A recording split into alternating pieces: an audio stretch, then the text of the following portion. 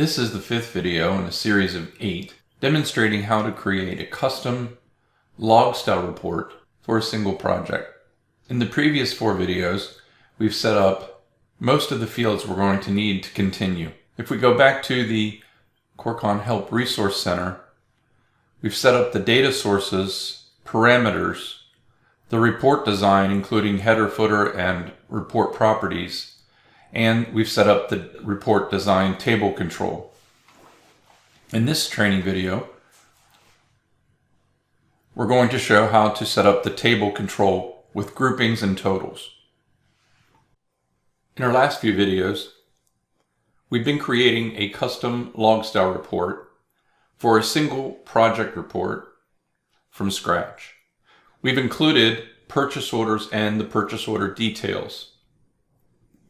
To see the most recent evolution of that report, I'm going to go into a project with a project selected. I'm going to go to procurement because I want to preview that report with project data. I've toggled to custom and I can see my most recent evolution of the PO item details with build amounts. I'm using version 3. I'm going to open that up and preview it. We have a few formatting concerns. For some reason the column heading titles are disappeared, so we'll fix that. You can also see that if I scroll to the second page, the column headings are not repeating on every page, so we'll fix that as well. And to free up a little bit of real estate in this report, I'm going to group this report by company, so I will not need this column. And I'm also going to subtotal by company.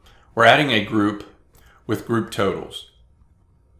Back to the report, we'll click Edit Report. First, let's fix these column headings. I'm just going to select the column heading field. I'm going to edit the text. It appears that the text is still there. So let's cancel that. Let's make sure that it's still in the next cell. It is. And the third. It is. So this is apparently a formatting issue. I'm going to select all 3 of these fields.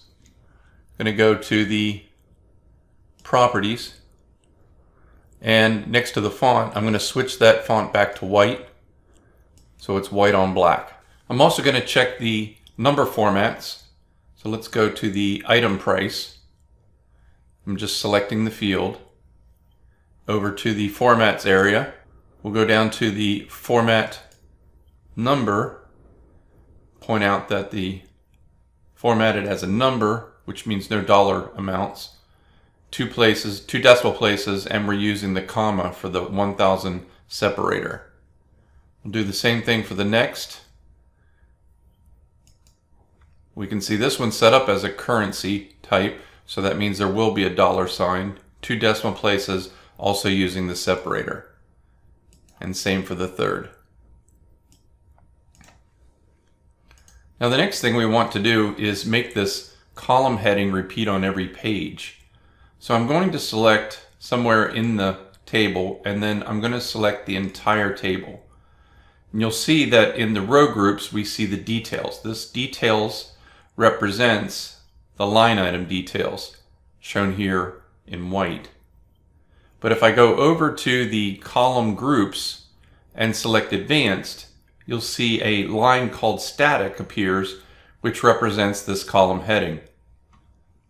I'm going to select that, and I want to make sure that the keep with group under miscellaneous is set to after, and I'm going to click the repeat on new page option.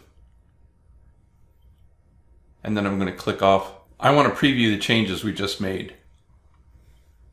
So I'm saving the report, and I'm going to click close and go back to with a project selected, to the log reports for purchase orders, and I have the toggle set for custom, and here's the report we just did.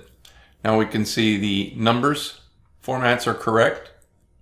The column headings now are all visible. If If I select the next page, we can see the column headings now appear on every page.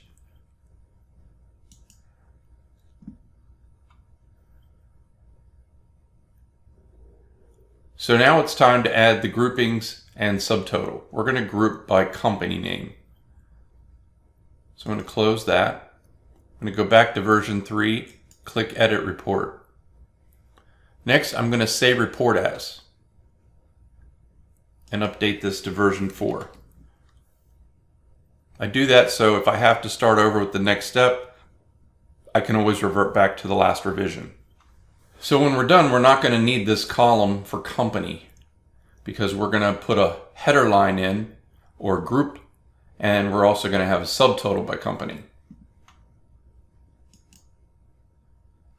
To do that, I'm going to click on the table and then select the entire table. I'm going to go down to row groups, next to details, and I'm going to add a parent group. I'm going to select the field, which is supplier company name, and I'm going to select add header and add footer and click OK. Notice that it's created a new column and 2 new rows, one above and one below the details. We want this group to show as a line item above the details, so I'm going to select that column only, right click, delete column. Next, I'm going to take all of the cells by holding down the Control key, selecting all of the cells in this list. Then I'm going to right click in that area and merge cells. Now this entire row is one long cell instead of one column. Next, I'm going to hover over that one cell and click on the cell control and click Add Expression. And I'm going to include in that grouping a description, supplier company. And that's just a label, not a field. I'm going to also add a space, a hyphen, and a space, then a quotation mark. Now we're going to add the field. We're going to add the ampersand. Then I want to add the supplier company. So we'll select supplier company name and double click, and then click OK. The expression has been centered, so I'm going to select that merge cell, go to Format, to Alignment, and we're going to switch that to a left alignment. Now the expression will be over here on the left. While we're here, let's also create a separate color background on that cell. So we're going to go down to Appearance, select a new background color, and we'll use gray, and click Apply. Now for that group, we want to also add a total. And you'll see that the open item amount and the extended price would be the totals we'd want to see. So to do this, we're going to go to the Open PO Item Total field, and we're going to right click and add total. Notice that it added the total in that extra line, so this is a grouping total. I'm going to click Save. And let's preview what we just did. We already have a project selected. We can see the line item that represents the grouping by company. If we scroll down, at the end of the company, we see a subtotal, but only in the open amount column. Another grouping by company and a subtotal, and so on. Let's go add the next step. We want the grouping subtotal by supplier company name under the extended price as well. So we'll go back to the PO item total and right click and add total. The other thing is we want to merge a few cells, a label for these subtotals. We'll right click, merge cells,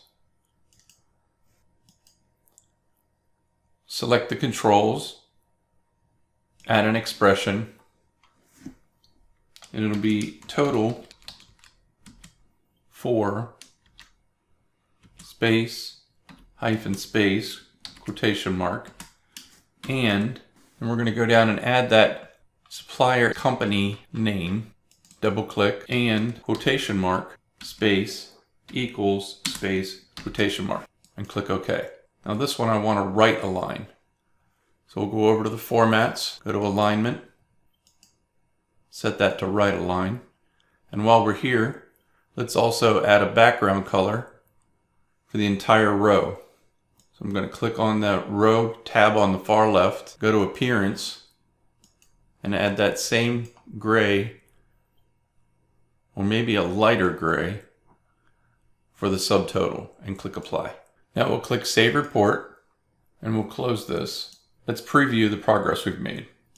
So now we have the column headings repeating on every page, and the company totals for both the extended price and the open amount. Again, another grouping and another set of subtotals and so on.